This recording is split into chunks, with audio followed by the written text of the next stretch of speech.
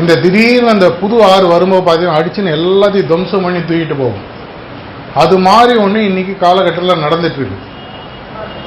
AI உலகமாக மாறிட்டு இருக்கு. கரெக்டா? ஆர்டிஃபிஷியல் இன்டெலிஜென்ஸ் இதன் மூலமாக ஒரு ஸ்டடி பண்ணியிருக்காங்க. முக்கியமாக உங்களை மாதிரி மாணவர்களுடைய வாழ்க்கையுடன் படிப்புடன் நேரடியாக சம்பந்தம் உள்ளவர்கள் அனைவருக்கும் ஒரு சேலஞ்சிங் பீரியட். ஏன்னா நீங்கள் என்ன சொல்ல தரப்போறீங்களோ ஏற்கனவே எக்ஸ்ட்ரா படித்து எல்லாத்தையும் ஃப்ரீயாக கற்றுக்கிற அளவுக்கு இன்னைக்கு என்ன இருக்குது? எல்லா பேக்கெட்லேயும் ஏஐ இருக்குது, மொபைல் இருக்குது, சாட் ஜிபிடி இருக்குது. அப்படின்னா உங்களுடைய உண்மையான வேல்யூ எடிஷன் என்ன? இது ஒரு இன்னைக்கு MDQன்னு சொல்லுவாங்க, $1 million கொஸ்டின் மாதிரி ஆயிட்டு இருக்கு. இந்த கேள்வி உங்களுடைய மனதில் எவ்வளோ பேருக்கு இருக்கு? கை தூக்குது. மற்றவங்களுக்குலாம் இல்லையா? இல்லை, எங்க பிரின்சிபல் பார்த்து தனியாக கூப்பிட்டு கேட்க போறாரு, கை தூக்காமல் இருக்கீங்களா? இன்னைக்கு நாங்கள் நிறைய காலேஜஸ், நிறைய ஸ்கூல்ஸ், பல இடங்களில் தொடர்ச்சியாக இந்த ஹார்ட்ஃபுல்னஸ் பயிற்சி சம்பந்தமாக போயிட்டு இருக்கோம். பல இடங்களில் இது கேட்குறாங்க. எங்களுக்கு எது ஒரு முக்கியமான விஷயம் நாங்கள் நினைக்கிறோமோ அது அவனுக்கு ஈஸியாக நீங்கள் நெட்டில் கிடைக்குது. அது அவனுக்கு புரியுதா இல்லையா அது வேற விஷயம்.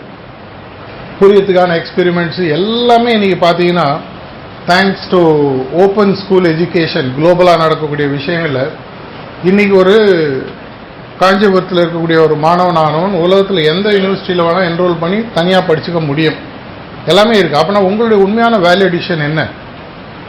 இதை நீங்கள் பார்க்கும்போது கடைசி 40 வருடங்களில் நடந்த ஒரு பரிணாம வளர்ச்சி என்னன்றதை நம்ம பார்க்கணும். மனிதனுக்கு நடந்தது இங்கே தான் உங்களுக்கு ஒரு முக்கியமான ஒரு வேலை இருக்குது. இன்னைக்கு இது அஃபிஷியல் கரிக்குலமில் கிடையாது. அதனால் நான் சொல்ல போகிறத உங்களால் இமீடியட்டாக ப்ராக்டிஸ் பண்ண முடியலனாலோ செய்ய முடியலனாலோ என்னால் புரிஞ்சுக்க முடியும். ஆனால் இதை நாங்கள் ஹார்ட்ஃபுல்னஸ் பயிற்சியின் மூலமாக எங்களால் முடிஞ்ச அளவுக்கு பல இடங்களில் சொல்லிகிட்டு இருக்கோம்.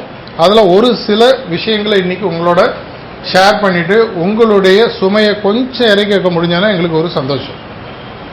1960கள் 70கள் 80கள் வரைக்கும் பார்த்தீங்கன்னா ஒரு மனிதனுடைய முழு திறமைகளையும் எடை போடக்கூடிய ஒரே ஒரு காரணி என்னன்னு கேட்டீங்கன்னா ஐக்கியூன்னு சொல்லுவாங்க.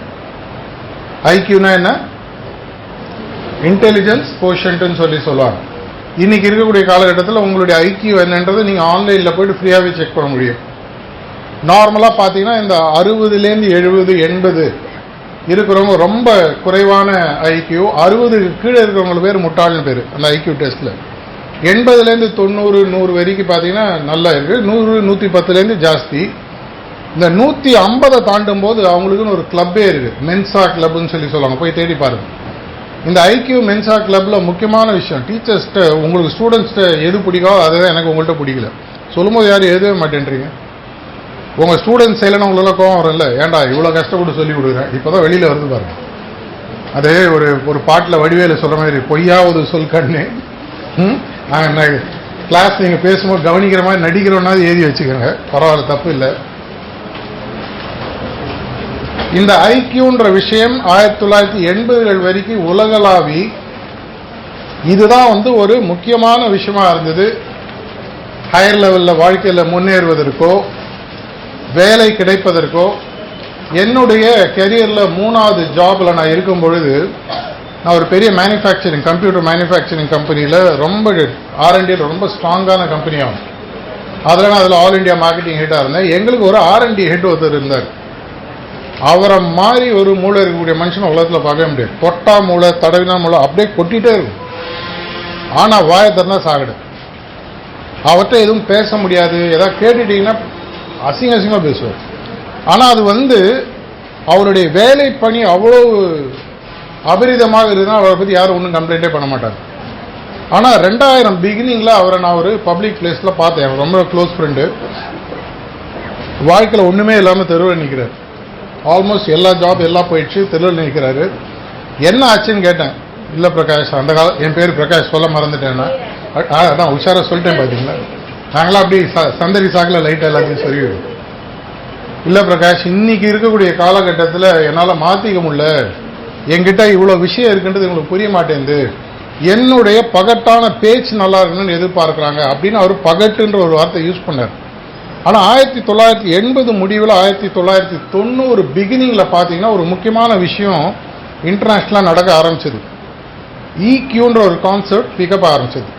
அதுக்கு அமெரிக்காவில் ரிசர்ச் பண்ணி டேனியல் கோல்மன் இது மாதிரி நிறைய பேர் பண்ணாங்க. எமோஷனல் இன்டெலிஜென்ஸ்ன்னு சொல்லுவாங்க. அதாவது உங்களுடைய அறிவுத்திறன் என்ன என்பது முக்கியமல்ல, உங்களுடைய உணர்வு திறன் எப்படி இருக்கு. இப்போ ஒரு உதாரணத்துக்கு ஒருத்தருக்கு அடிபட்டுச்சுன்னா அட்லீஸ்ட் என்னப்பா அடிபட்டுதா, வலிக்குதா, வாயாலையாவது கேட்கணும். நம்ம ஊரில் மெட்ராஸில் சொல்கிறோம் வாயில் வடை சுடுறதுன்னு, அட்லீஸ்ட் என்னப்பா அடிபட்டுதா, வலிக்குதா, அதனால ஒன்றும் சால்வ் ஆகாது. ஆனால் எனக்காக ஒரு மனுஷன் அட்லீஸ்ட் கவனிக்கிறாங்க. ஆங்கிலத்தில் ஒரு முக்கியமான சேயிங் உண்டு, people don't care how much you know till they know how much you care. மக்களுக்கு உங்களுக்கு எவ்வளவு தெரியும் என்பதை பற்றி அக்கறை இல்லை, இன்மேல் உனக்கு அக்கறை இருக்கிறதா என்பது தெரிஞ்சதுக்கு அப்புறம் தான் உங்க அறிவுக்கே அவங்க முக்கியத்துவம் கொடுக்குறாங்க. இது முக்கியமா வாத்தியாருக்கு பொருந்தும். இன்னைக்கு அதுவும் தாண்டி வந்துச்சு. அது என்னன்றது நான் அப்புறம் வரேன். இந்த EQவை வச்சு தான் நீங்க 1990 2010 வரைக்கும் பார்த்தீங்கன்னா ஒரு கம்பெனியில ட்ரைனிங் கொடுக்கறதா இருக்கட்டும். ட்ரைனிங் லைன்ல எனக்கு நிறைய பரிச்சயம் உண்டு. 30-40 வருஷமா அந்த லைன்ல நான் இருந்துட்டு இருக்கேன். ஒரு விஷயத்துல பார்த்தீங்கன்னா அப்பெல்லாம் பார்த்தீங்கன்னா உங்களுடைய மூளையை ஓரமாக ஒதுக்கி வச்சு, அதெல்லாம் எங்களுக்கு தேவையே இல்லை. படிச்சு முடிச்சுட்டு வந்துட்டு வேலை கிடைச்சிச்சுன்னா அதுக்கப்புறம் அது ஆட்டோமேட்டிக்காக இருக்குன்னு எங்களுக்கு தெரிஞ்சவங்க நம்ம வேலைக்கு எடுத்துருக்கோம். மனிதனுடன் பழக கற்றுக்கொள். மனிதனோட எப்படி பேசணும், எந்த வார்த்தை பேசினா புண்படும், எந்த வார்த்தை பேசினா அவனுடைய மனசு எதமா இருக்கும். ஒரு காமெடி சீன் நீங்க பார்த்துருப்பீங்க சந்தானம் படத்தில். 20 வருஷமா 2 குடும்பம் சண்டை போட்டுட்டு இருக்கும். ஒருத்தர் நிறுத்திக்காம எதுக்கடா 2 பேர் சண்டை, அதெல்லாம் எங்களுக்கு தெரியாதுங்க, 3 ஜென்ரேஷனா சண்டை போடுறோன்றது தெரியும், எதுக்கெல்லாம் தெரியாது, போட்டுனே இருக்கும். இதே மாதிரி தான் ஒரு விஷயத்துல நீங்க உணர்வு திறன் உங்களுக்கு சரியா இல்லைன்னு சொன்னீங்கன்னா, ஒரு பேசிக்கா பார்த்தீங்கன்னா 2 வார்த்தைகளாக ஆங்கிலத்தில் பிரிப்பாங்க. சிம்பத்தின்னு ஒன்று, எம்பத்தின்னு ஒன்று. சிம்பத்தின்றது வாயால வார்த்தையில மற்றவங்களுக்கு காட்டக்கூடிய ஒரு விஷயம், செயலாலோ வார்த்தையாலோ காட்டக்கூடிய ஒரு விஷயம். எம்பத்தின்றது ஆக்சுவலாக பார்த்தீங்கன்னா உள்ள உண்மையாகவே இருக்குது. நடிக்கிறது வேற, நடிக்கிறதையும் தாண்டி அந்த உண்மையான உணர்வுகளை உள்ள வச்சுக்கிறது வேற. இதற்கு ஒரு முக்கியமான விஷயம் இருக்கு, நான் பல இடங்களில் சொல்றது உண்டு. என்னுடைய பள்ளி பருவத்தில் 10ஆம் கிளாஸ் வரைக்கும் பல வாத்தியார்கள் எனக்கு கிளாஸ் எடுத்துருக்கு. ஆனால் 2 டீச்சர்ஸ் மட்டும் என்னோட லைஃப் லாங் என்னால் மறக்கவே முடியாது. ஒருத்தர் லேடி டீச்சர் பிரைமரி ஸ்கூலில் இருந்தவங்க, இன்னொருத்தர் மேல் டீச்சர் 10th ஸ்டாண்டர்ட் வரைக்கும் இருந்தவங்க. 2 பேருமே இப்போ இல்லை. அவர்கள் இருவர் மட்டும் எனக்கு இருப்பதற்கு முக்கியமான காரணம், அவங்க எல்லாருக்கும் இதே தான் சொல்லுவாங்க, எனக்கும் சொன்னாங்க. ஆனால் எனக்கு அது பெரிய விஷயமா பட்டது. பிரகாஷ், உன்னால் பெருசாக வாழ்க்கையில் சாதிக்க முடியும், உன்னால் நல்ல விஷயங்கள் செய்ய முடியும், நீ ஒரு பெரிய சாதனை செய்வதற்காக பிறந்த ஆள். அவர் என்னுடைய எதிர்காலத்தை பார்த்து சொன்னாரா, நான் சாதிச்சிட்டேன், இதெல்லாம் பற்றி எனக்கு தெரியாது. ஆனால் இன்னைக்கும் அந்த 2 பேருடைய பேரு முகம் எனக்கு இன்னும் ஞாபகம் இருக்கு. கிட்டத்தட்ட ஒரு 80-100 டீச்சருக்கு மேலே என்னுடைய +2 வரைக்கும் நான் பார்த்துட்டேன், ப்ளஸ் காலேஜில். ஆனால் இந்த 2 பேர் மனசில் நிற்கிறதுக்கு என்ன காரணம்? இதே மாதிரி உங்கள் வாழ்க்கையிலையும் உங்களோட டீச்சரோ இல்லை உங்களுடன் பழகுபவரோ உங்களுடைய நண்பரோ உறவினரோ யாரோ ஒருத்தர் இது மாதிரி உங்கள்கிட்ட பேசி உங்களுடைய உணர்வுகளை நேர்மறையாக தொட்டிருப்பார். அவங்கள உங்களால் மறக்க முடியாது. எப்போ நான் லீடர்ஷிப் ப்ரோக்ராமில் கொடுக்கக்கூடிய ஒரு எக்ஸசைஸ், கடைசி 100 வருடங்களில் உங்களுடைய மனதை பாதித்த 10 தலைவர்களின் பெயரை எழுதுங்கள். இதில் எழுதி கடைசியில் பார்த்தீங்கன்னா ஒரு பேர் கூட ஒரு பணக்காரன் பேரோ ஒரு ஹிட்லர் பேரோ முசோலினி பேரோ இருக்காது. யாராவது ஒருத்தர் சாதிச்சு, ஒரு நெல்சன் மண்டேலாவோ ஒரு காந்தியோ ஏதோ ஒன்று அது மாதிரி இருக்கும். எதனால? அவர்கள் உங்கள் உணர்வுகளை நேர்மறையாக ஏதோ ஒரு தாக்கம் கொடுத்துருக்காங்க. இதுதான் இந்த EQன்னு சொல்லுவாங்க. ஸோ என்ன ஆயிடுதுன்னு சொன்னால், இன்னைக்கு எனக்கு ஆக்சுவலாக ஒரு சர்ப்ரைசிங். இது நான் சொல்றது 1990லேருந்து இன்னைக்கு நான் இதில் சொல்ற சப்ஜெக்ட் எவ்வளோ பேருக்கு உங்களுக்கு அதை இன்டெப்த்தாக நீங்கள் படிச்சிருக்கீங்க. கை தூக்குவானா? பிரின்சிபல் போயிட்டார், ஆக்சுவலாக தைரியமாக கை தூக்கலாம். இருந்தாலும் இதை நான் உங்களை கேட்டு வருத்தப்பட வைக்க போவதில்லை. இன்றைய காலகட்டத்தில் அதையும் தாண்டி சில விஷயங்கள் நடந்துட்டு அதையும் நான் சொல்றேன். அதற்கும் இந்த தியானத்திற்கும் என்ன சம்பந்தம் அப்படின்னு உங்க மைண்ட் வாய்ஸ் கேட்டதுன்னா அதுக்கு ஒரு பதில் இருக்கு. இன்றைக்கு உங்களுக்கு என்ன விஷயம் தெரியுமோ ஆல்மோஸ்ட் அந்த அளவுக்கு ஸ்டூடெண்ட்ஸை சுற்றி இருக்கிறவங்களுக்கும் தெரியும் படிப்பு சம்பந்தமாக. ஆனால் அவங்களுக்கு வாழ்க்கை சம்பந்தமாக பல விஷயங்கள் தெரியாது. அவங்கள தட்டி கொடுத்து அவங்கள எங்கே போனாலும் குற்றம் கண்டுபிடிக்கிறது தான் ஜாஸ்தியாக இருப்பாங்க. உங்களுக்கு பிடிச்சதுன்னா இந்த EQ சம்பந்தமாக ஒரு ரொம்ப இன்ட்ரெஸ்டிங் ஒரு புக் ஒன்று இருக்கு. எரிக் பர்ன் அப்படின்ற ஒரு ஆத்தர் எழுதினது. I am okay you are ஓகேன்ற புத்தகத்தை எடுத்து படிச்சு பாருங்க. டிரான்சாக்ஷனல் அனாலிசிஸ் சொல்லுவாங்க. அதில் எப்படி இந்த டிரான்சாக்ஷன் அனாலிசிஸும் எப்படி ஒரு வாழ்க்கையில் நம்ம மற்றவங்களை நடத்துகிறோன்றதை வச்சு தான் நம்மளுடைய உறவு முறை இருக்குது. அந்த உறவு முறையை வச்சு தான் நீங்கள் சொல்லிக் கொடுக்க வேண்டிய விஷயத்த அவன் வாங்கிக்கிறான் இல்லையன்றத முடிவே பண்ணுறான். நீ ஒரு வகுப்புக்குள்ளே போகும்போது தெரிஞ்சோ தெரியாமலோ உங்களை ஒரு கட்டம் கட்டி இந்த வாத்தியார் வேஸ்ட்டு, இந்த வாத்தியார் சூப்பரு, இந்த வாத்தியார் மொக்க வாத்தியார் ஆனால் நல்லா ஜாலியாக இருப்பார், இந்த மாதிரி உங்கள் எல்லாருக்கும் ஒரு லேபிள் இருக்கும், உங்களுக்கு தெரியாது. ஒத்துக்கிறீங்களா? உங்கள் அத்தனை பேரும் ஒரு லேபிள் இருக்குது. ஏதோ முசுடு வந்துச்சு பாரு, அது மாதிரி உங்களுக்கு கண்ணாடி பார்த்தா உங்களுக்கே தெரியும்னு வச்சுக்கோங்க. இது மாதிரி ஒவ்வொருத்தருக்கும் ஒரு லேபிள் ஒத்திருப்பாங்க. எதனால்? அவர்களுக்கு உங்களுக்கு உள்ள என்ன இருக்குன்னு தெரியாது. ஆனால் நீங்கள் எப்படி அவங்களோட பழகிறீங்க, உலகத்தில் அவனுக்கு ரொம்ப முக்கியமான ஆள், அதை தெரிந்து உணரக்கூடிய பக்குவம், அந்த உணர்வுகளை வார்த்தைகளாக உடல் மொழியாக நீங்க மாற்றும் பொழுது அவளுக்கு நமக்காக இருக்காருப்பாங்க. ஒரு விஷயம் நான் போய் பேசலாம். எங்கள் ஸ்கூலில் நான் படிக்கும்போது எங்களுடைய வாதியார்கிட்ட சில வாதியார்கள் மட்டும் பர்சனல் பிரச்சனை போய் பேசுவோம். என்ன பெரிய பர்சனல் பிரச்சனை ஒன்றும் இல்லை, வீட்டில் அன்றைக்கி பேக்கெட் பண்ணி ₹1 4 நாள் கொடுத்துருக்க மாட்டாங்க, அவர் கையிலேருந்து எடுத்து கொடுப்பார், மறுநாள் கொடுத்துரும், அது வேறு விஷயம். இந்த மாதிரி சின்ன சின்ன விஷயங்கள் அந்த வயதிற்கே உண்டான அந்த விடலை எண்ணங்கள், விடலை பருவம் நமக்கு இது தாண்டி வந்திருப்போம். இருந்தாலும் அவங்களுக்கு நடக்கக்கூடிய விஷயம் நமக்கு புரியாது. உங்க எல்லாருக்குமே பார்த்தீங்கன்னா நிறைய பேருக்கு குழந்தைகள் கண்டிப்பாக இருக்கும், உங்கள் வீட்டில் இதே மாதிரி பிரச்சனைகள் இருக்கும். ஆனால் நீங்கள் அந்த வயதில் எதை தாண்டி வந்தீர்களோ அதை இன்று உங்களால் புரிந்து கொள்ள முடியாது. அதனால தான் உங்களுக்கு ஈக்குவல் ஒன் ஆஃப் த விஷயம் பார்த்தீங்கன்னா pudding your Lex in others shoes, மற்றவர்களுடைய வழியை அவர்களாக மாறி பார்ப்பது. இதெல்லாம் எது சார்? என்னோட வேலை என்ன? சம்பளம் கொடுத்தாங்க, வாங்கினோமா, கிளாஸை போய் எடுத்தோமா, போனோமா சொல்லி சொல்லுவாங்க. ரோட் மிஷின்னா என்ன? Memory machine. சொல்கிற எல்லா விஷயத்தையும் அப்படியே வாங்கணும், அப்படியே வந்து எடுக்கணும். அந்த பரீட்சை திட்டத்தை தான் மெதுவாக எஜுகேஷன் பாலிசி ஒரு பீரியட் ஆஃப் டைம் பல எஜுகேஷன் பாலிசியில் மாற்றுறாங்க. எந்த அளவுக்கு சுயமாக சிந்திக்க முடியும், ப்ராக்டிக்கல் அப்ளிகேஷன் என்ன, இந்த மாதிரி விஷயங்கள்லாம் இன்றைக்கி உங்களுக்கு நிறைய உங்களுக்கு தெரிய வேண்டிய விஷயம் இன்றைக்கி இருக்குது. இந்த ஈக்கியவும் தாண்டி அடுத்ததாக 1990கள் எண்டுலேருந்து 2015-20 வரைக்கும் பார்த்தீங்கன்னா நடக்கக்கூடிய விஷயம் பார்த்தீங்கன்னா எஸ்கியூன்னு ஒன்று புதுசாக வந்தது, ஸ்பிரிச்சுவல் கோஷன்ட். எவ்வளோ பேர் இதை பற்றி கேள்விப்பட்டிருக்கீங்க? கேள்விப்படலாம், பரவாயில்ல, நீங்கள் போய் நெட்டில் படிங்க. இந்த ஸ்பிரிச்சுவல் கோஷன்றது எனக்கும் என் உள்ளே இருக்கக்கூடிய ஒரு உண்மையான நபர், உண்மையான ஆன்மாவுக்கும் எனக்கு என்ன தொடர்பு இருக்கிறது, இந்த தொடர்பின் மூலமாக என்னை நான் எப்படி உண்மையான ஒரு புது பரிணாமத்தில் நான் புரிஞ்சுக்கிறேன்றது உங்களுக்கு தெரியக்கூடிய விஷயம். எஸ்கியூல ஹையஸ்ட் லெவல் இருக்குது, லோயஸ்ட் லெவல் இருக்குது. இந்த 3 விஷயங்களும் ஒன்றாக சேரக்கூடியது தான் லாஸ்ட் 5 வருஷமா இன்டர்நேஷனலாக ரொம்ப பவர்ஃபுல்லாக ஆகிட்டு இருக்கு. அதுக்கு என்ன பேர் யாராவது சொல்லுங்க பார்ப்போம். உங்களுக்கு நான் டெஸ்ட் வைக்கிறேன். நான் இது எடிட்டிங் பண்ணிட்டேன், கவலைப்படாது. ரெக்கார்டிங் பண்ணிட்டு இருக்கோம், ஆனால் நான் எடிட்டிங் என்ன பயப்படுறாங்க பாருங்க. இந்த ஐக்யூ, இக்யூ, எஸ்கியூ 3 சேர்ந்தது. உங்களுக்கு ஒரு க்ளூ கொடுக்கணுமா? ஒரு ஃபேமஸ் ஆந்த்ரோபாலஜிஸ்ட் சார்ல்ஸ் டார்வின், கேள்விப்பட்டிருக்கீங்களா? நம்மளாம் குரங்குலேருந்து மனுஷனா வந்தோம்னு சொன்னவர். உண்மையை சொன்னாரா, இன்னும் குரங்கா இருக்குமா தெரியல. அவர் என்ன சொன்னாரு? முக்கியமான விஷயம், தியரி ஆஃப் எவல்யூஷனை பத்தி என்ன சொன்னாரு? The strongest is not the person who will survive, the fittest will be the survive who adapts fastest. எவன் ஒருவன் கால நேரத்துக்கு ஏற்றாற்போல் தன்னை வேகமாக மாற்றிக்கொள்கிறானோ, அடாப்டபிலிட்டி கோஷன்ட்னு சொல்லுவாங்க. So IQ plus EQ plus SQ equals AQ. இன்னைக்கு இந்த அடாப்டபிலிட்டி கோஷன் உங்களுக்கு எந்த அளவுக்கு இருக்கோ, இது முதல்ல நீங்க மற்ற 3 விஷயங்களையும் நீங்க ஸ்ட்ராங்கா இருந்தாலே மற்றவங்களுக்கு சொல்லித்தர முடியாது. எப்படி என்னால் இன்னொருத்தருக்கு சொல்லித்தர முடியும்? என்னைக்குமே ஒரு லெவலுக்கு மேலே வாத்தியார் வெறும் வாயில தான் பேசுறாரு, அவருக்கு சப்ஜெக்ட் தெரியாது. ஏன்னா எனக்கு இதே மாதிரி +2 ஆச்சு. நாங்கள் +2 ஃபர்ஸ்ட் பேட்ச் தமிழ்நாட்டில். அப்படின்னா தோராயமாக என் வயசு நான் எப்போ படிச்சேன்றதை கண்டுபிடிச்சிருப்பீங்க.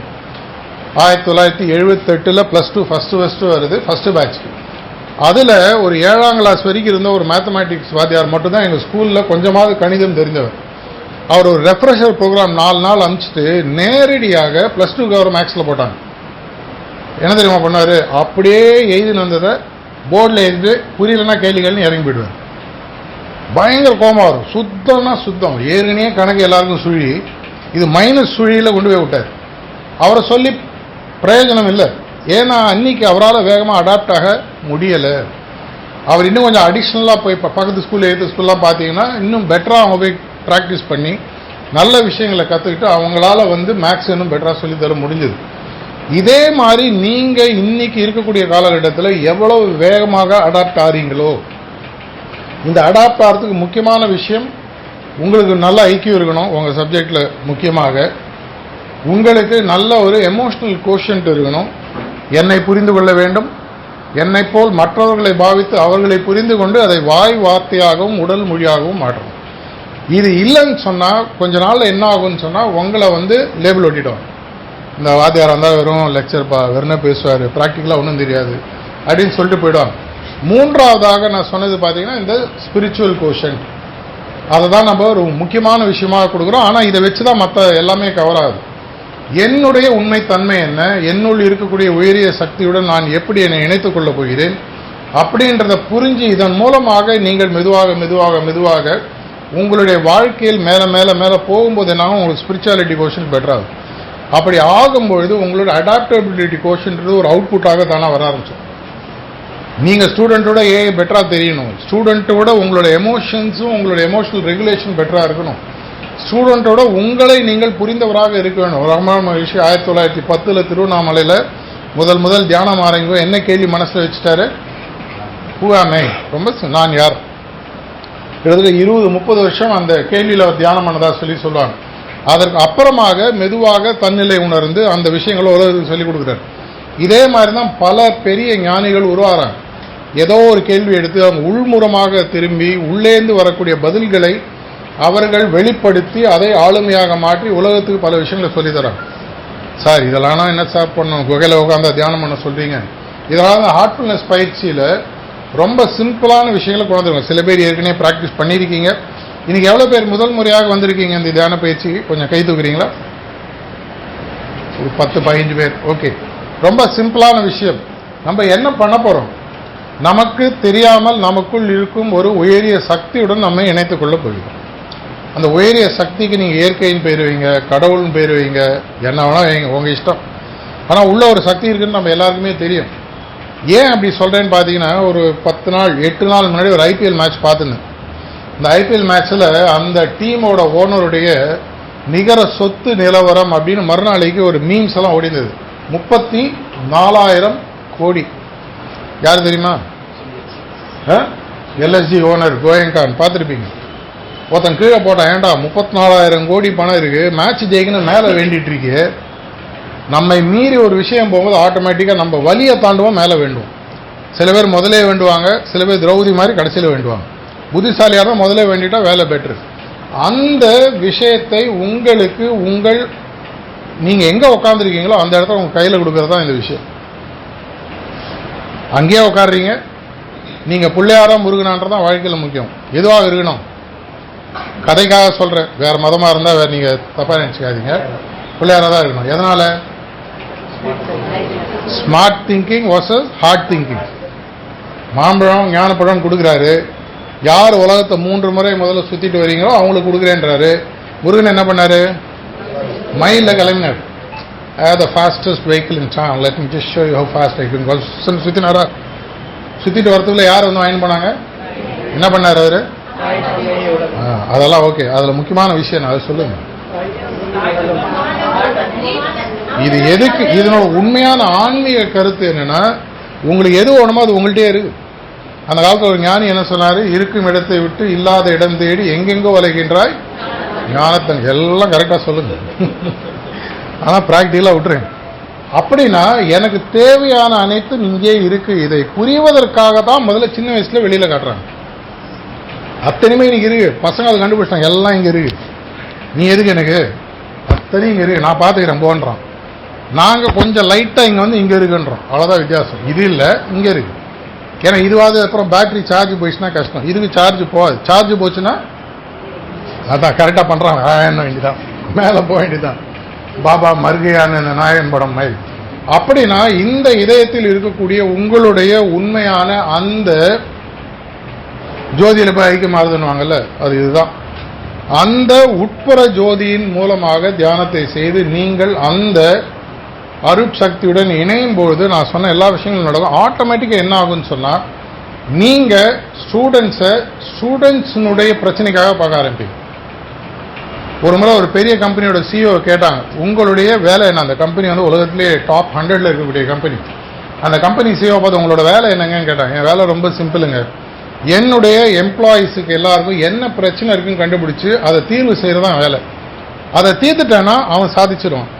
அவனை இதை பண்ணியா அதை பண்ணியா, உன் வேலை என்ன, மார்க் எடுத்தியா, உனக்கு படிக்கிறது என்னவா பிரச்சனை சொல்லு, மற்ற பிரச்சனை சைட் அடிச்சாங்க பொண்ணு வரல அதெல்லாம் இல்லை, மற்ற விஷயங்கள் என்ன, என்னால் எதை நிவர்த்தி செய்ய முடியும், ஆஸ் அ டீச்சர் என்னால் உனக்கு எப்படி எமோஷனல் சப்போர்ட் கொடுக்க முடியும், இது உங்களுக்கு சரியாக புரிஞ்சிடுச்சுன்னு சொன்னால் அவளை நீங்கள் ஒரு பெரிய லெவலில் மாற்றிடுங்க. இது நான் எல்லா இடத்துலையும் சொல்லக்கூடிய, முதல்ல நான் சொன்ன 2 விஷயங்கள் சொல்கிறேன், கடைசியில் நீங்கள் ப்ராக்டிஸ் பண்ணக்கூடிய விஷயம். இப்போ தான் சில பேர் பேப்பர்லாம் எடுக்கிறாங்க, ஓரகனில் தெரியுது. நீங்கள் எடுத்து என்ன பண்ண போகிறீங்கன்னா, நான் பல இடங்கள் ஆசிரியர் சொல், முதல் 3 to 5 நிமிடங்கள் அவர்கள் வாழ்க்கையை மாற்றக்கூடிய ஏதாவது ஒரு விஷயத்தை பற்றி கலந்துரையாடல் பண்ணுங்க. லெக்சர் கொடுக்காது, ஏதோ ஒரு விஷயத்தை படிங்க, ஏதோ ஒரு ட்வீட்டை படிங்க, உலகத்தில் என்ன நடக்குது பாருங்க, கரண்ட் அஃபேர்ஸ் படிங்க, ஏதாவது ஒரு விஷயத்தை பற்றி 2-3 நிமிஷங்கள் அவங்கள பற்றி பேச விடுங்க. அவர்களுடைய உலக புரிதல் எப்படி இருக்கு, அவங்க உலகத்தை எப்படி பார்க்குறாங்க அப்படின்றது உங்களுக்கு புரியும் பொழுது அவங்களுக்கு எப்படி கைட் பண்ண முடியுன்றது தெரியும். டீச்சர் நல்லா பேசுகிறாங்கப்பா, உலக பிரச்சனை பற்றி பேசுகிறாங்க. கடைசியில் ஒரு 2 நிமிஷம் வகுப்பு முடியறதுக்கு முன்னால் இந்த மாதிரி ஏதாவது ஒரு விஷயங்கள், தியானமோ பிரார்த்தனையோ ரிலாக்ஸேஷனோ அப்படி ஒன்றுமே இல்லைன்னா சுய சிந்தனை சார்ந்த ஒரு குறிக்கோள் இல்லை ஒரு கருத்தை அவங்களுக்கு சொல்லுது. எனக்கு என்னுடைய வாத்தியார்கள் வருஷம் ஃபுல்லாக சொல்லி போர் அடிச்சுன்னு நினச்ச ஒரே விஷயம், உன்னால் முடியும், நீ பெரிய ஆளா. இதே தான் திரும்பி அவங்க சொல்லியிருந்தாங்க. ஆனால் எனக்கு மைண்டில் நல்லா இறங்கிடுச்சு.